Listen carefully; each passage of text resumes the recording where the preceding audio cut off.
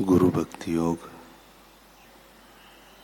गुरु कृपा के बिना दिव्य जीवन में कोई प्रगति नहीं कर सकता। गुरु कृपा के बिना आप मानसिक विकारों से मुक्ति नहीं हो सकते एवं मोक्ष भी नहीं पा सकते। अगर आप अपने गुरु की मूर्ति का ध्यान करने की आदत नहीं डालोगे तो आत्मा का भव्य वैभव एवं सनातन ज्योति आपसे सदा के लिए अदृश्य रहेगी। गुरु के स्वरूप का नियमित एवं व्यवस्थित ध्यान करने की आदत डालकर आत्मा को ढकने वाले आवरण को चीर डालो। गुरु के स्वरूप का ध्यान करना यह तमाम रोगों के लिए शक्तिशाली औषध है। गुरु का ध्यान करने से अंतरात्मा के ज्ञान एवं अन्य कई गुण शक्तियां प्राप्त करने के लिए मन के द्वार खुल जाते हैं। अपने गुरु की फोटो अपने सामने रखो, ध्यान के आसन पर बैठो, धीरे धीरे फोटो पर मन को एकाग्र करो। गुरु के स्वरूप का ध्यान करो। ध्यान के दौरान आपको दिव्य आत्मिक आनंद, रोमांच, शांति आदि का अनुभव होगा। कुंडलिनी शक्ति जागृत होगी, हृदय भाव विभोर होगा। रोमांच, हास्य, रुदन आदि अष्ट सात्विक भाव में आपका मन विचरण करने लगेगा। शिष्य की गुरुमुक्ता की यह निशानी है। फिर आपको साधना करनी नहीं पड़ेगी, साधना अपने आप होने लगेगी। एक बार कबीरदास जी के पास एक साधक आया। अथाह विचलित मन को उदासी उसके चेहरे पर भी साफ मुखर थी। मुरझाया सा मुंह लेकर गुरु को प्रणाम कर वहीं बैठ गया। कबीरदास जी ने शिष्य की ओर अपनी दृष्टि घुमाई और उससे उसकी मायूसी का कारण पूछा। साधक ने कहा, गुरुदेव, आपने मुझे ब्रह्म ज्ञान की महान ध्यान साधना दी, लेकिन मैं क्या करूं महाराज, बहुत प्रयास करने पर भी मैं ध्यान नहीं लगा पाता।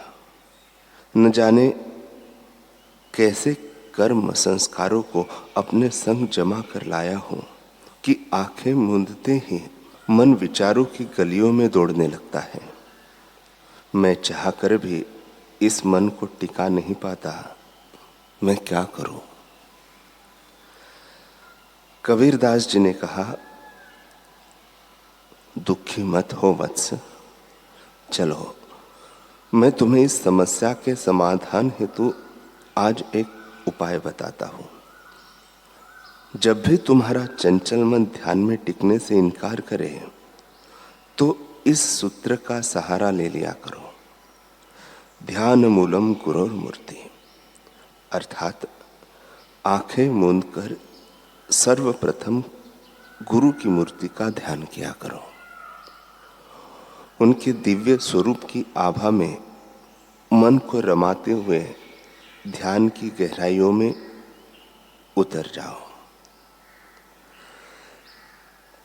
साधक ने हाथ जोड़कर कहा, जी गुरुदेव, आपके वचनानुसार अवश्य प्रयास करूंगा, परंतु यदि यह चंचल मन तब भी न टिक पाया तो क्या करूं? तब फिर तुम गुरु के श्री चरणों में ध्यान लगाना। गुरु के चरण कमलों में आराधना का मूल समाया हुआ है। पूजा मूलम गुरोर पदम।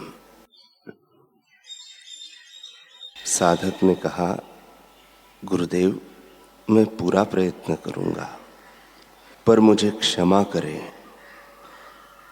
मैं इस हठी मन के स्वभाव को भली भांति जानता हूं।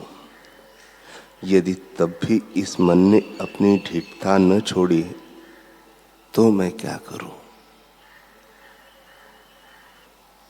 कबीरदास जी ने कहा,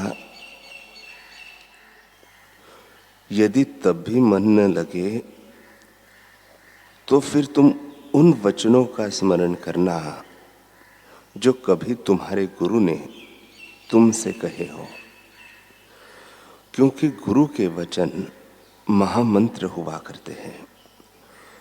गुरु मंत्र मंत्र मूलम गुरुर्वाक्यम। उनका चिंतन मन को नियंत्रित करने में अत्यंत सहायक होता है। साधक के चेहरे पर से उदासी के बादल काफी हद तक छट चुके थे, किंतु अब भी निश्चिंतता का सूर्य पूरी तरह उदित नहीं हुआ था। वह याचना भरे स्वर में बोला, गुरुदेव, मैं जानता हूं यूं बार बार पूछना दृष्टता होगी, लेकिन इस पर भी यदि मेरे मन ने कोई चालाकी की तब मैं क्या करूंगा गुरुदेव। कबीरदास जी ने बुलंद स्वर में ऐलान करते हुए बोला, तब फिर एक और ब्रह्मास्त्र चला देना। शिष्य ने पूछा, कौन सा ब्रह्मास्त्र प्रभु? कबीरदास जी ने कहा, तुम अपने मन को उन पलों की याद में भिगो देना जब जब गुरु ने तुम पर कृपा की, तुम्हें सहारा दिया। इस सूत्र को सदैव याद रखना कि गुरु की कृपा ही मोक्ष का मूल है। मोक्ष मूलम गुरुर कृपा। और ध्यान मोक्ष की सीढ़ी है। अतः ध्यान का आधार केवल गुरु की कृपा ही है। गुरु कृपा ही केवलम। इसलिए उनसे ही उनकी कृपा के लिए प्रार्थना करना। साधक आशा व नवीन उत्साह के साथ कहता है, धन्य है गुरुदेव, सत्य वचन। इन 4 ब्रह्मास्त्रों के बल पर मैं निश्चित ही विजयी होऊंगा।